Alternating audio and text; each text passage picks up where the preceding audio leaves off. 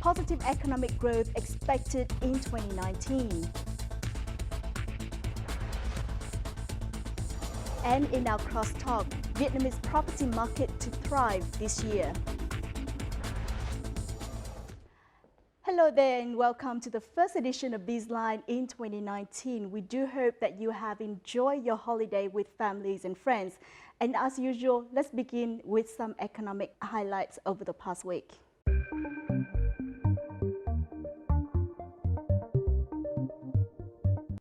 The global economy is expected to be complicated this year, which will significantly affect the economic growth target of Vietnam. However, Vietnam's positive economic results last year are the base for this year's positive growth. This was discussed at an online government meeting with authorities of 63 localities. 2018 is considered to be the most successful year in the country's socio-economic development, with record numbers of GDP growth, exports and budget collection. This year, the government leaders suspect that the trade war will be more complicated and the Industrial Revolution 4.0 will have a strong impact on many aspects.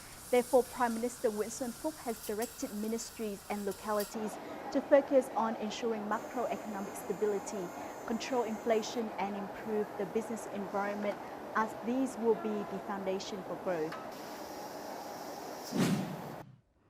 The 11-member Comprehensive and Progressive Agreement for Trans-Pacific Partnership, or CPTPP, officially came into force on December the 30th, creating a free trade area covering more than 1/10 of the global economy.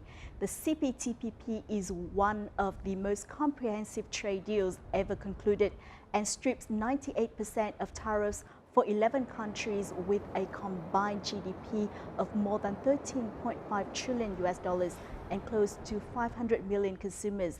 The CPTPP will cut tariffs on agriculture and industrial products, ease investment and regulations, and enhance protection of intellectual property.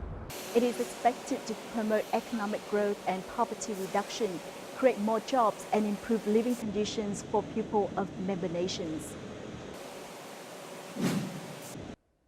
Vietnam's export turnover set a new record last year, estimated at 244 billion US dollars, up 30 billion US dollars compared to 2017.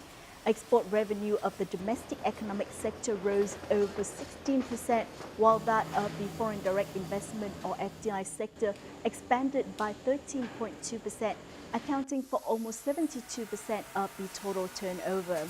Many key exports gained high growth, with computers, electronics and components, textiles and government, machinery, equipment and spare parts. Growth was also seen in the earnings from farm produce, including fruit and vegetables, coffee and rice. However, crude oil export in the period fell in both value and volume compared to 2017, reaching only 1.8 billion US dollars. Ministers of Finance Đinh Tiến Dũng struck the gong, opening the first trading session of this year at the Hanoi Stock Exchange on January the 2nd. At the ceremony, the minister affirmed 5 key ways to develop Vietnam's stock market.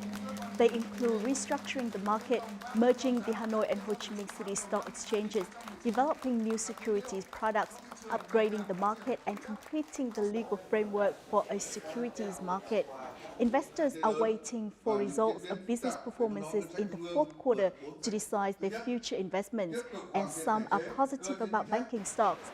Experts forecast that the market will experience fluctuations but still grow this year, thanks to macroeconomic stability and some free trade agreements that will take effect this year. Vietnam's Purchasing Managers Index, or PMI, in last December reached 53.8 points according to Nikkei. The figure was down from the record high of 56.5 points in November. However, it was close to the average for all of last year.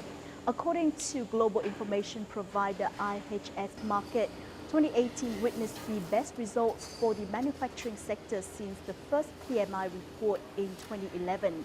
It says that last year's results will create momentum for this year. With the index, Vietnam continues to lead ASEAN, proving the country's manufacturing sector still maintains the highest growth in the region.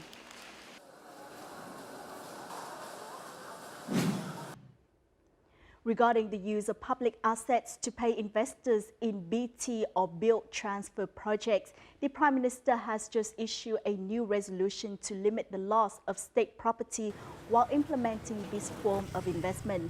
Accordingly, BT contracts signed before January the 1st last year, in which payment has yet to be completed, shall continue to be paid according to the signed plan.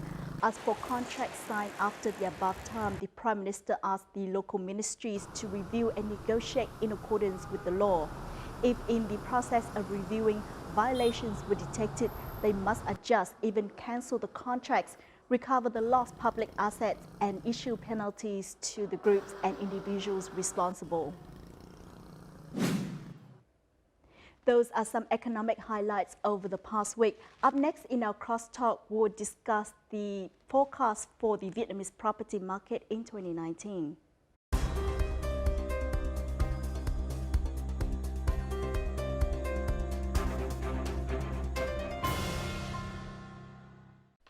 Vietnamese real estate market in 2018 witnessed stable development with no major fluctuations.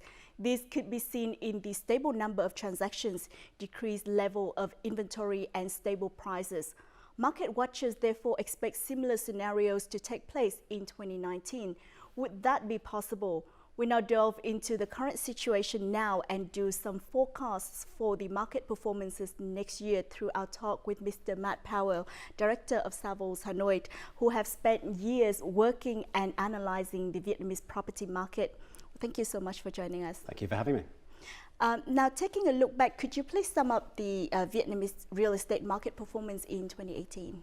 I think in one word it would be robust. So across the country we've seen very strong performance, particularly in the residential sector, so in Hanoi and Ho Chi Minh City, but also the other secondary cities as well.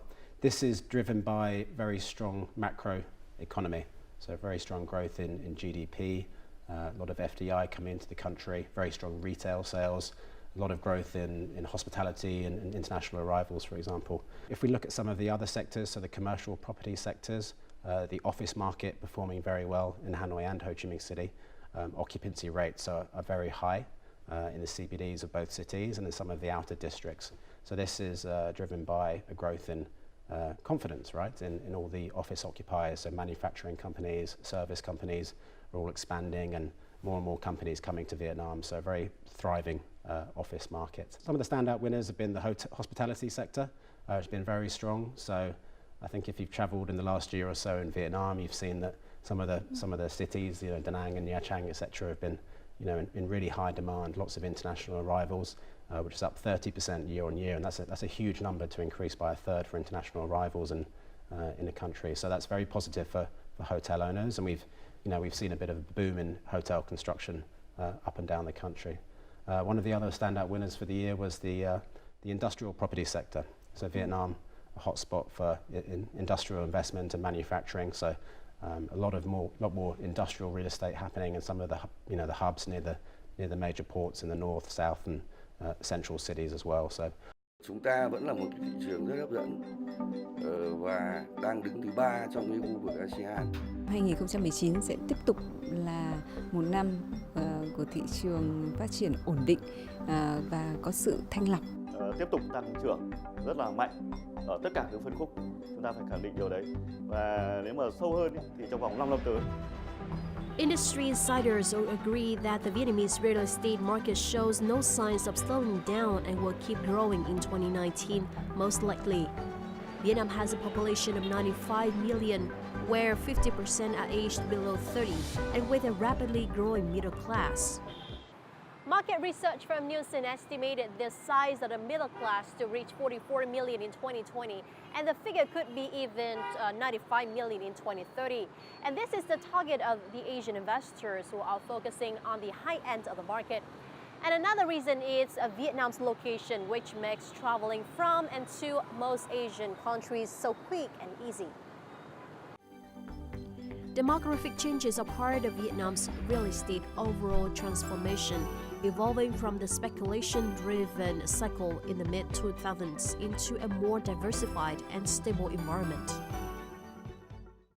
Những cái chính sách của chính phủ về điều tiết vĩ mô về lạm phát chẳng hạn thì năm tới đang kiểm soát ở mức dưới 4%. thì cái điều này điều rất tốt.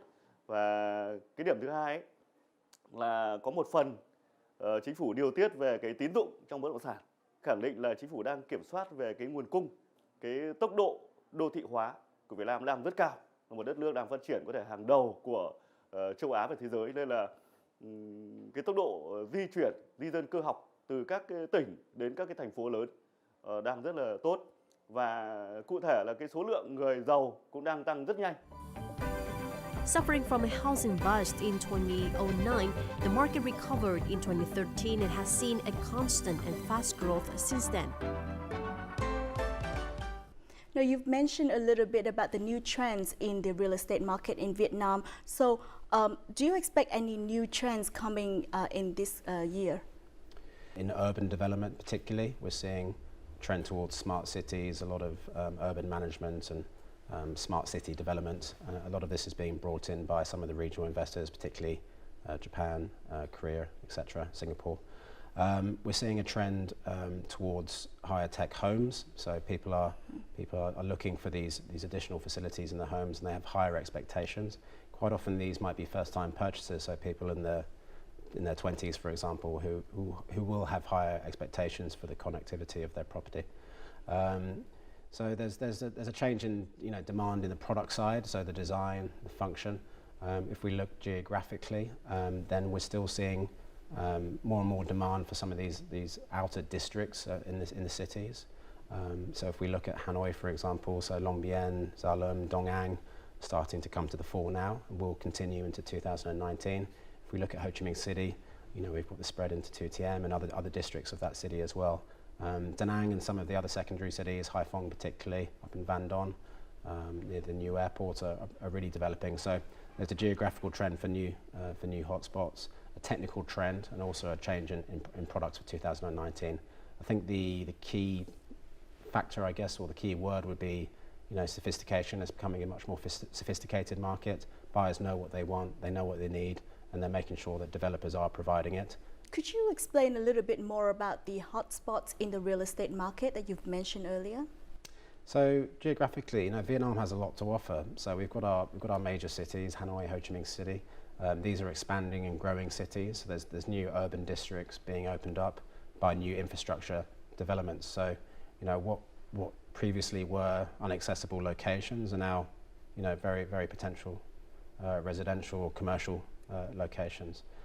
So the spread of the city is changing.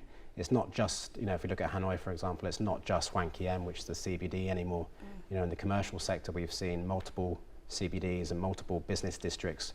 If we look at resort destinations, for example, all this is driven by infrastructure, right? So if it's a new airport or a new bridge or a new road or a new port, then there's also going to be interesting property investment opportunities. So you'll see that people have started investing quite heavily in south of Hoi An down towards Tam Kỳ, for example. It's been quite active. We've seen people, Van Don, for example, has been very active with the new airport. So anywhere you see a new infrastructure development, then it's something to keep an eye on, certainly. And we'll see this with the metro stations in Hanoi and Ho Chi Minh City eventually, hopefully. We'll see new areas in the city become new micro areas within the city. If you're within 50 meters of a metro station, for example, that's going to be quite a value add to your property versus 1 or 2 kilometers from a metro station. So now moving on, real estate is among the biggest contributors to the FDI investments. So what are your expectations in terms of FDI inflows into the Vietnamese property market this year? Continuing to boom. We're constantly seeing mainly regional property investors who are actively seeking to make new investments. So it's not a lack of desire. That figure could be much higher. It's quite a lot of our time at Savills is spent working with these incoming investors who have a big war chest for Vietnam. They've raised funds and they have an active, strong interest and an active mandate from their board to start investing quite heavily in Vietnam. And this is all sectors. This is residential, office, hotel, service apartment, industrial. Everyone wants to get involved in the real estate property market. So, as long as we can maintain, suitable quality demand, then we're certainly expecting to see that increase going forward. A lot of the larger investors who have been here for a longer time, 10, 15, 20 years even, they're doubling down, they're going all in to make sure that they're really increasing and ramping up their investment in Vietnam. So we're expecting to see substantial increase during next year for a wide range of different projects all across the country. Vietnam opened up to foreign property investors in 2015 and has seen a massive growth ever since. Buyers from Hong Kong, China, mainland China, Singapore, and Korea in particular see Vietnam as a lucrative market with high return on investments. The record-breaking increase of foreign tourists as well as an increase in FDI and new office space will fuel the increase of commercial property. With that said, Vietnam is undoubtedly one of the most interesting places to buy real estate in Asia at the moment. Hiện nay vùng quanh chúng ta như Đông Nam Á hoặc là châu Á như Trung Quốc, Hàn Quốc, Nhật Bản, Singapore thì là đều gọi là thị trường bất động sản bão hòa rồi. Nên là các nhà đầu tư hầu như là không có lợi nhuận cao ở trong cái thị trường này. Khi mà đầu tư thị trường bất động sản Việt Nam đang có tiềm năng này thì các nhà đầu tư quốc tế người ta bơm tiền rất là nhiều. Như vậy thì cái nhu cầu về nhà ở cho thuê rồi văn phòng hạng A thì đang nhu cầu rất là lớn trong 2019. Industrial and commercial real estates are new driving factors. The US-China trade war is a great opportunity for Vietnam to draw attention of foreign investors by preparing a favorable investing climate. The potential industrial and commercial real estates is outstanding. Như năm 16, 17 đều có cái sự tăng trưởng về đăng ký đầu tư FDI và trong đó đặc biệt là đầu tư vào khu công nghiệp. Chúng ta tính đến nay chúng ta đã có khoảng trên 300 cái khu công nghiệp chiếm khoảng 90.000 hecta đất. Đấy là theo số liệu chúng tôi đã nghiên cứu thì chúng ta thấy đấy là những cái thành quả và cũng là những cái sức hút của thị trường Việt Nam. As a whole, foreign buyers accounted for 50% of all successful residential deals, meaning they are not only entering Vietnam to set up operations, but are also committed to keeping their money here. This could explain the 15% rise in prime residential prices in Ho Chi Minh City over the past 2 years. People often talk about a real estate cycle. Sure. Could you elaborate more on this, and also especially for the Vietnamese market, where are we now in the real estate cycle? Yeah, so the real estate cycle has a few different components. It's got some of the micro factors relating to the supply and demand factors, so for each individual sector, whether it's residential, commercial, hospitality, etc. But also it's driven by the macro economy and the wider business side. Then we're still seeing more and more demand. Difficult to judge, but we've seen a sort of 6 to 7 year real estate cycle in Vietnam. I've been here for a few of those, so since 2004. We're a couple, let's say a couple of years in. We're still seeing strong growth. We haven't seen we're starting to see, some tempering, let's say, of new supply in the market, but we're certainly not in any downward or negative situation. So we're still expecting to see strong growth for a couple of years, and then we'll start to see, some of the absorption slow down and things go from there. But as I said, we're in a very strong upward market driven by these huge macroeconomic changes. I mean, Vietnam's posted some fantastic figures this year for GDP growth, and that's going to drive and thrive the real estate market. Now, some experts believe that credit is currently the bottleneck for the property market this year. So what do you think are the key source of capital coming into the real estate market, and how can this problem be fixed? We like to have a nice, healthy real estate market and people not to get too overexcited and, borrow too much and develop too much, which can, dramatically shorten the cycle that we spoke about earlier. So there has been some restrictions in credits. More of a tempering, not a drastic reduction. Vietnam takes an active role in fiscal policy and credit to real estate. It's seen as banks have traditionally been very happy to lend to real estate, and the government does take an active role in making sure people don't get too overexcited about that. So in many ways it's a positive. Having said that, developers are always keen to get more credit, and we've seen a lot of that through IPOs. So there's been several large IPOs this year that we've seen. And from that, for Vinhomes, for example, has gone from strength to strength since their IPO. launched a huge amount of residential supply across the country. FDI, as we mentioned earlier, has been a big source. So we've seen some huge developments, $3-4 billion investments from individual companies into the real estate sector, particularly in Hanoi with Sumitomo, for example, in Dongyang, working with BRG, Citibank. So there's often willing and able investors. There's alternative routes for capital, such as IPOs and outside investment and private investment in Vietnam. So the reduction and the reduction on reliance on credit is not necessarily a bad thing, and it helps to make these developers more competitive and making sure that they're delivering product that is really suitable to the market, not just getting a very large bank loan and hoping for the best. According to the Vietnam Association of Realtors, in 2018, the market absorbed up to 65% of all products launched. However, several issues related to disputes between investors and home buyers, fire protection or temporary fever in areas require new thinking and changes from real estate investors this year. Ví dụ như là ngày trước thì chúng tôi bán đất nền, sau khi mà đất nền chưa biết một thời gian thì bây giờ có đất nền cộng với cả móng, đó là một sự thay đổi, cập nhật tình hình thị trường rất sát với thực tế. Rồi những các sản phẩm về căn hộ chung cư, các chủ đầu tư cũng thay đổi về mời gọi những các nhà thầu về thiết kế cảnh quan phục vụ cho tiện ích sống nó tốt hơn cho cư dân. Giving forecasts to the property market trends this year, experts believe that housing transactions in cities around Hanoi and Ho Chi Minh City, such as Bắc Ninh, Hà Nam, or Bình Dương, will continue to be busy.